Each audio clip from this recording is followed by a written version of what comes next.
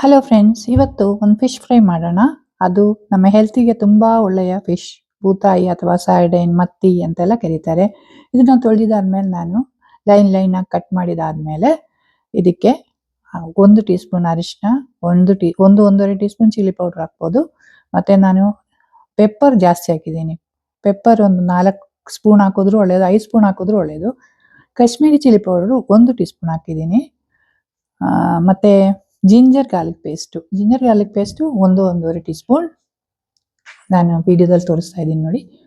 ಒಂದು tea spoon ಹಾಕಿದ್ದೀನಿ. ಇದಕ್ಕೆ 1.5 ಹಾಕಿದ್ರು ಪ್ರಾಬ್ಲಮ್ ಇಲ್ಲ.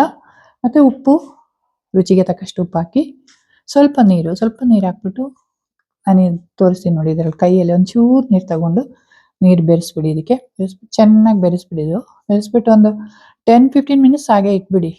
ಸ್ವಲ್ಪ ಅದಕ್ಕೆ ಮಸಾಲೆ ಎಲ್ಲ ಹಿಡೀಲಿ. ಅದಾದಮೇಲೆ ನಾನು ಎಣ್ಣೆ ತುಂಬಾ ಕಮ್ಮಿ ಯೂಸ್ ಮಾಡ್ತಿದ್ದೀನಿ. 1 ಟೀ ಸ್ಪೂನ್ ಎಣ್ಣೆ ಹಾಕಿದ್ದೀನಿ ಅಷ್ಟೇ. ಎಣ್ಣೆ ಜಾಸ್ತಿ ಹಾಕಿದ್ರೆ ಇನ್ನೂ ರುಚಿ ಇರುತ್ತೆ. ಬಟ್ ನಾನು ಎಣ್ಣೆ ಯಾವಾಗಲೂ ಕಮ್ಮಿ ಯೂಸ್ ಮಾಡೋದು. ಆಮೇಲೆ ಇದನ್ನು ಫ್ರೈ ಮಾಡೋದು ಅಷ್ಟೇ. ನೋಡಿ, ತಿರುಗಾಕಿ ಮಾಡಿದ್ರೆ ಇದು ಫಿಶ್ ಬೇಗ ಆಗುತ್ತೆ. ನೀವು ಮನೇಲಿ ಮಾಡಿ ನೋಡಿ.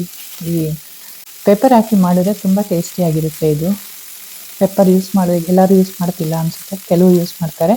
ಬಟ್ ಪೆಪ್ಪರ್ ಹಾಕಿ ನೋಡಿ, ತುಂಬ ಚೆನ್ನಾಗಿರುತ್ತೆ. Thank you.